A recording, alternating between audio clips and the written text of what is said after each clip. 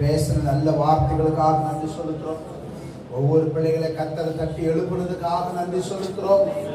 தேவ கரம் கூட இருந்து பாதுகாப்பதற்காக நன்றி செலுத்துறோம். ஆண்டவரே, கிருபைகளுக்காக நன்றி செலுத்துறோம். எல்லாரும் கண்ணை மூடி பாருங்க, கண்ணை திறந்து பாருங்க.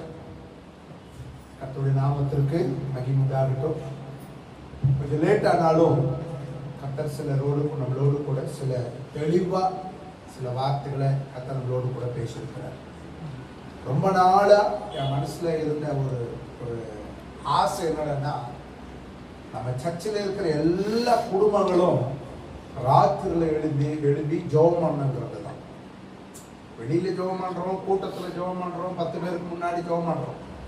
ஆனா ராக்காலங்களில் எழுப்பி நம்ம சபையில் இருக்கிற எல்லா குடும்பங்களும் 2 மணிக்கு 3 மணிக்கு 4 மணிக்கு எழுப்பி ஜெபிக்கிற குடும்பங்களா மாறணும் அப்படிங்கிறது தான் என்னுடைய ஒரு ஆசை.